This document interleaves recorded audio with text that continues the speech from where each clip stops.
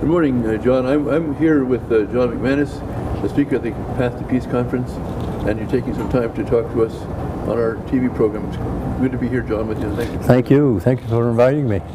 Now, you're talking at this conference about the United Nations. I understand that people think this is a solution to the problems of war and conflict in the world between nations. I know you've studied on this subject.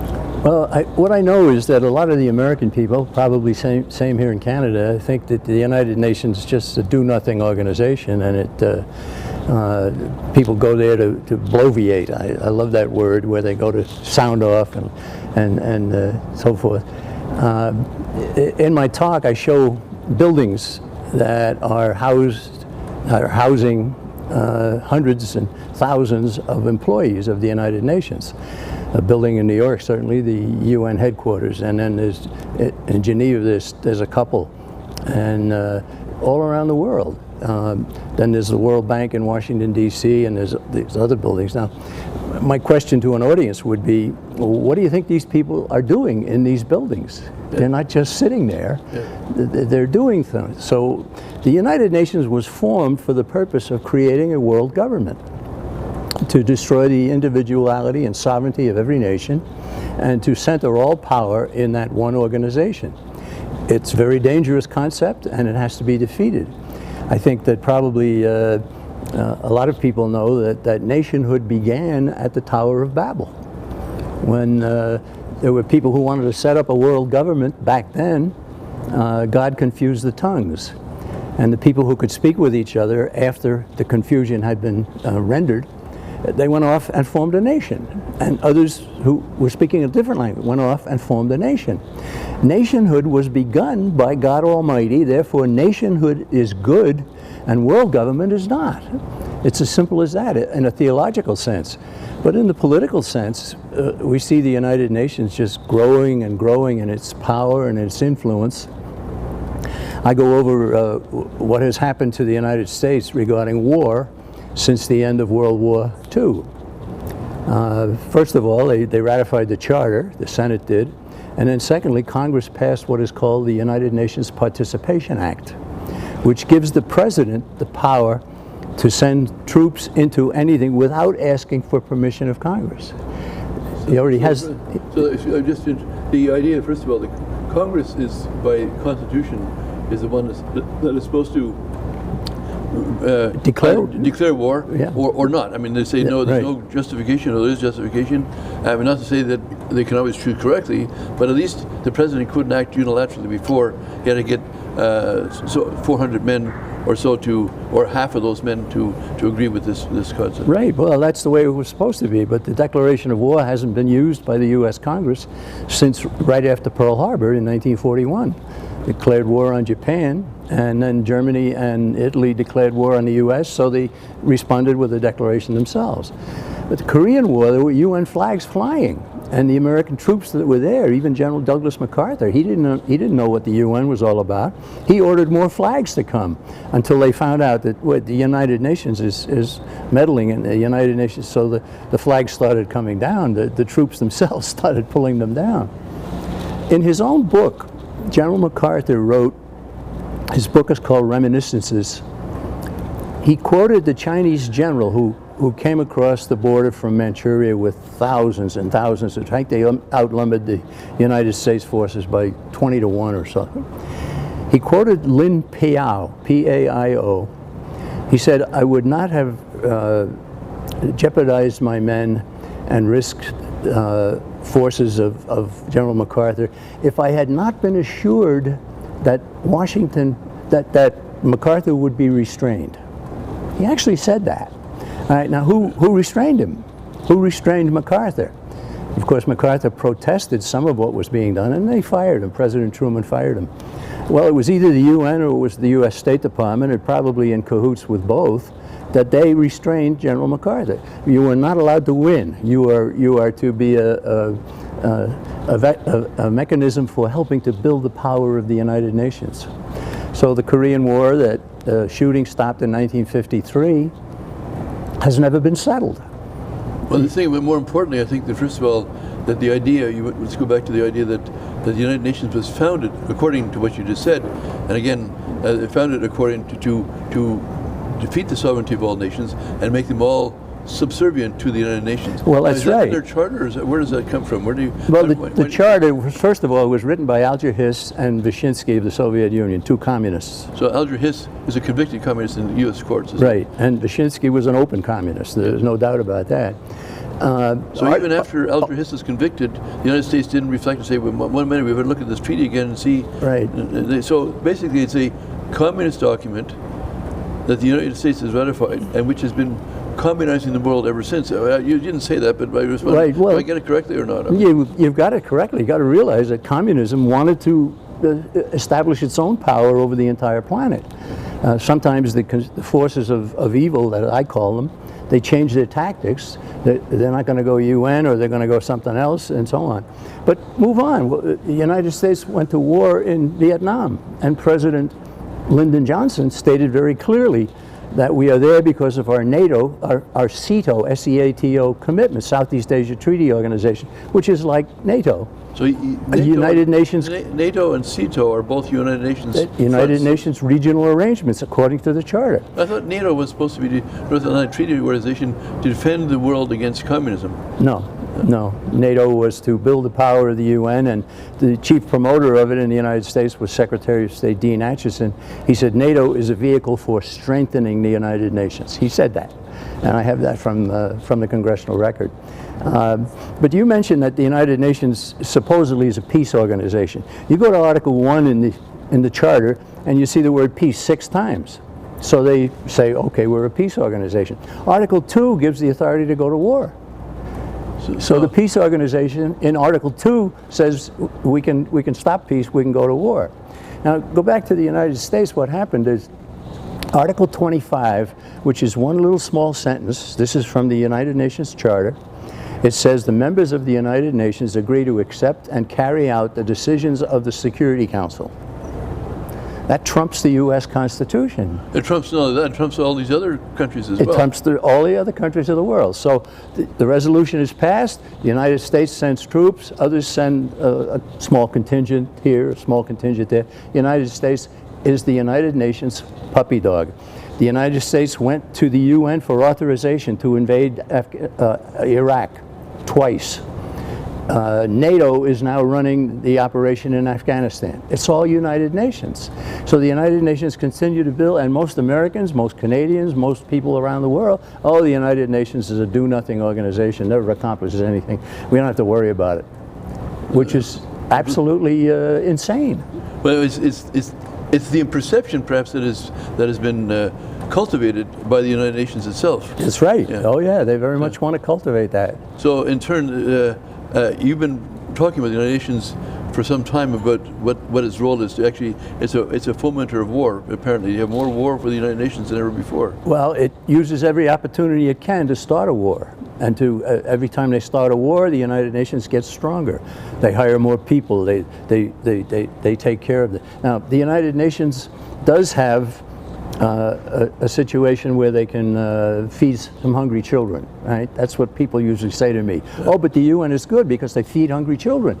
Well, people don't realize that all the money that goes from the UN goes to a government, and the government uses it to build itself in power and feed a couple of hungry children along the way. Yeah. It's a total fraud. It's very dangerous. The only solution to that is to get out of the United Nations and to get other countries to do the same. John, we were talking about the United Nations. Now, you consider this one of the most dangerous organizations in the world. I don't want to misquote you, but is that right? That's accurate. Yes. That's accurate. And how is it then that people are so bamboozled by this organization? Well, then you have to go to the mass media, the government, and so forth. They promote the United Nations as so it's a good thing. We need it, and it's going to help to bring about peace and so on. All the propaganda, propaganda about the United Nations is immense. The contrary view is looked upon as wild conspiracy theory and so on, but the facts are very easy to show.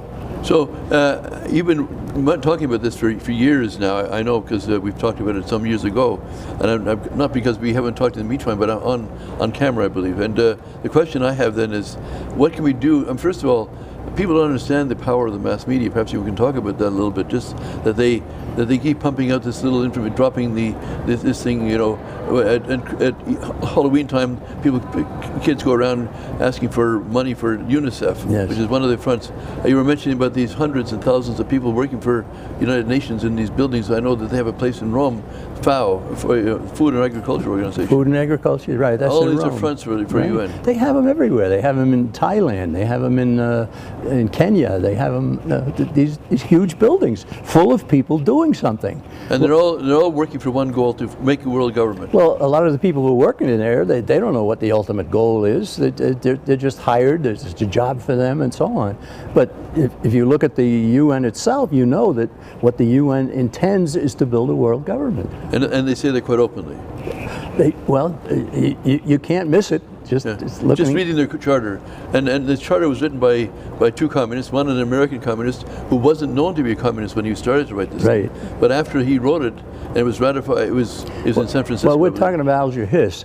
There were warnings to President Roosevelt in the late 30s and 1940 and so forth, that this young fellow working in the State Department now, he came in the Agriculture Department, then he worked for the State Department, that he was a communist. And Roosevelt erupted. Congressman Martin Dies, who was the forerunner of the House Committee on American Activities, he went to Roosevelt one time and he had a long list of people who were disreputable Americans. And Roosevelt blew into a tirade. "What are you talking about?" he said. "Some of my best friends are communists."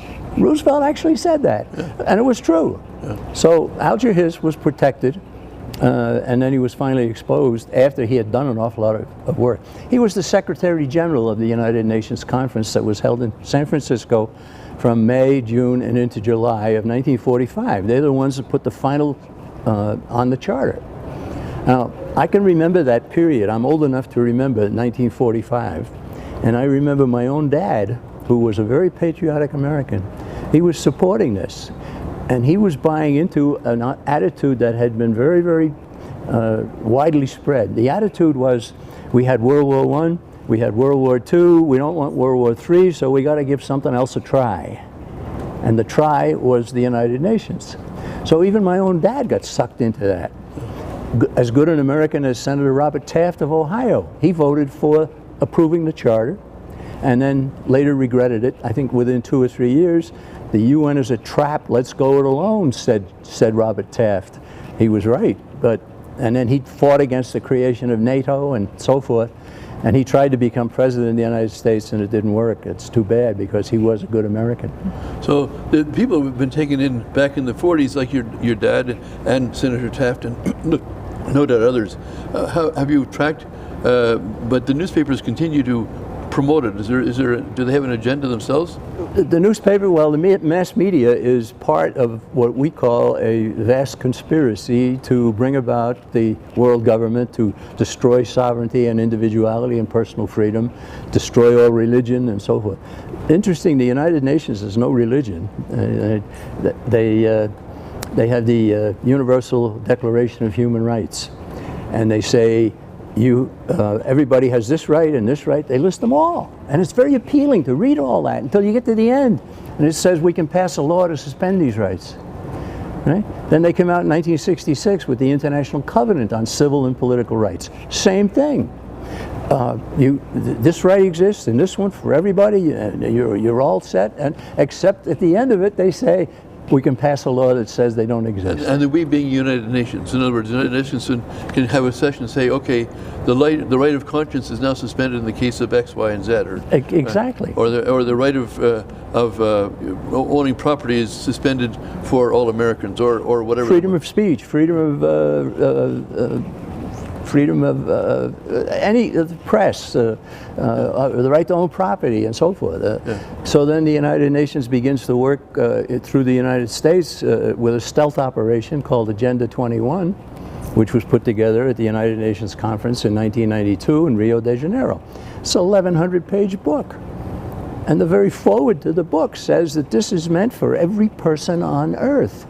right? In the name of sustainable development and green this and green that, environmentalism. The environmental issues. They intend to take control of everybody and everything, and they say so in this book. So that's why a man, for example, in the United States or in other places, if you have what they call a wetland on their property and you want to develop it or drain it, they can put you in jail for that. Well, they can put you in jail for all kinds of things today. People who don't want to use pasteurized milk. In other words, you want to buy jailed. raw, because I mean their health, not getting into that here, but not that we shouldn't, but that people believe that pasteurizing milk actually takes away the food value out of it. Well, that's right. And so I mean, whether you agree with them or disagree with them, they should have a right to figure out. Exactly, exactly. Freedom is disappearing. Freedom. Now, you're also not free to say the kinds of things I'm saying. And there are a lot of people who have been cowed into a kind of a silence. They fear, oh, well, I'm glad you're doing what you're doing, they would say to me, but don't ask me to help.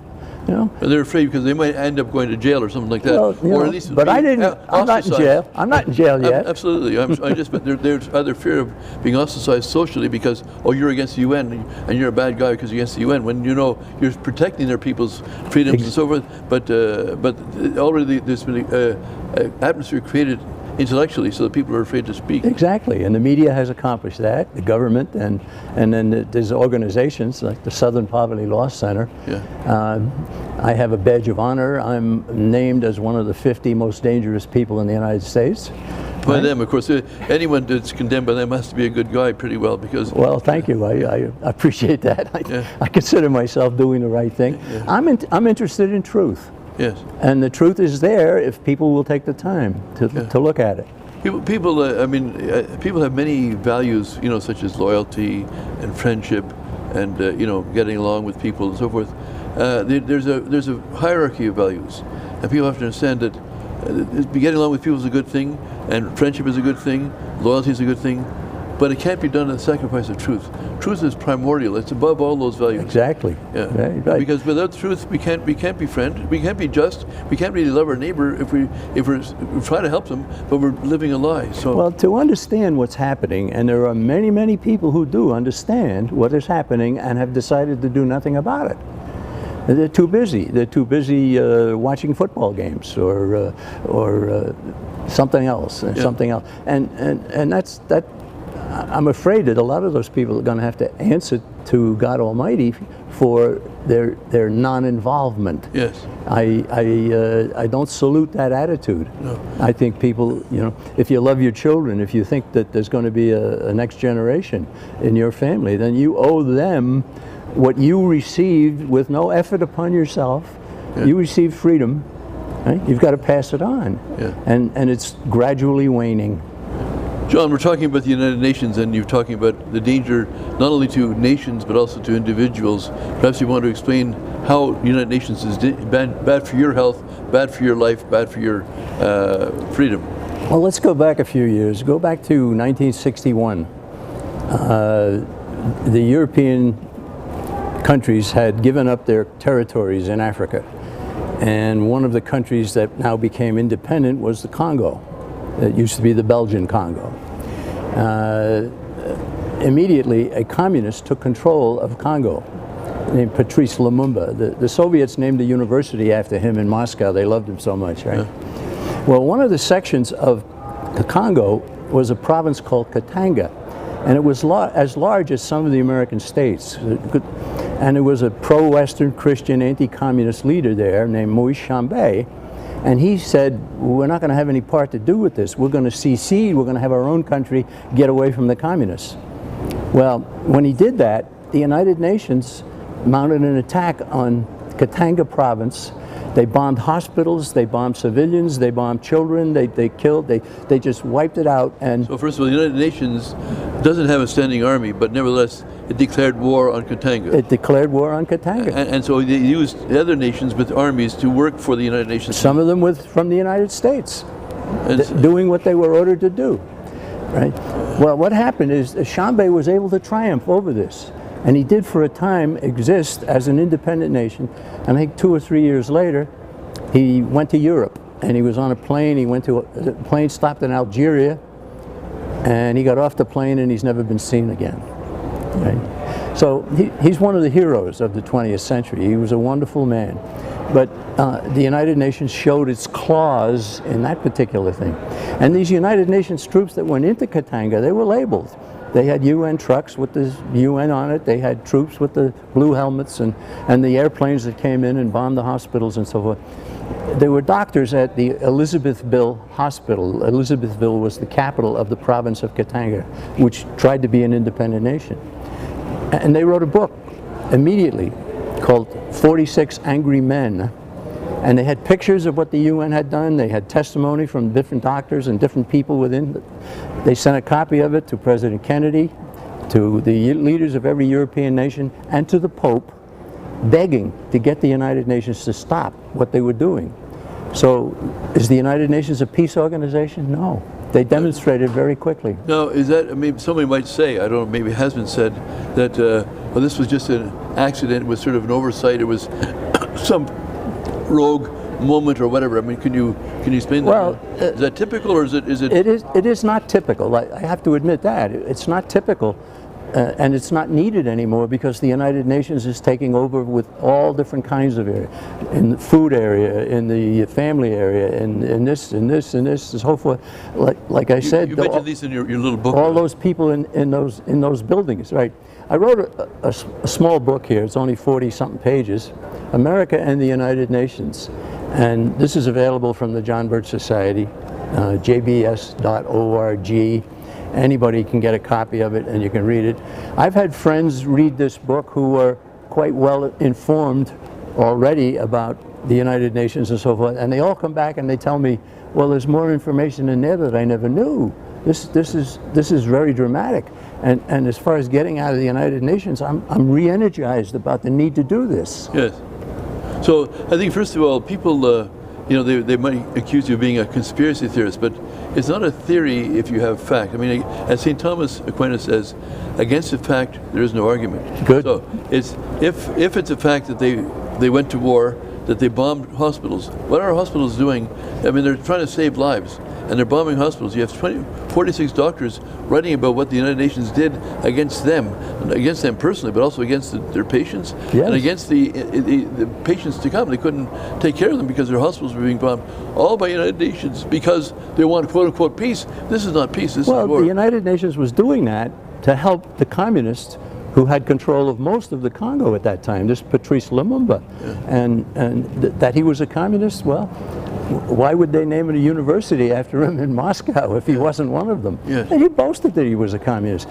Maurice Chambé said, we are seceding from chaos. Yeah. We want to build our own country. Leave us alone. So your father said in the 40s, well, we've tried everything else for peace, so let's try the United Nations. But in fact, we haven't tried everything else. Of course, we have Our Lady of Fatima. Exactly. Our Lady of Fatima has given us the formula, and she says it's the only way we're going to have world peace. So this trust, this confidence in the United Nations is misplaced, if for no other reason. I mean, even for those who are favorable to it, they can at least try it. It doesn't cost anything to try the Fatima message. Well, my father was also a fairly good student of Fatima, and he brought my brothers and sister and brought us up to understand what was happening there. But he kept telling us that in 1960, the secret was going to be given to the whole world, yes, not just Americans, and so forth. So I can remember now in 1960, the year came, and nothing happened. Yes. And I scratched my head and I said, you know, at that time I had just joined the United States Marine Corps. Yes. And I was stationed, and I'm saying to myself, well, what about 1960? We were supposed to get the final secret of Fatima.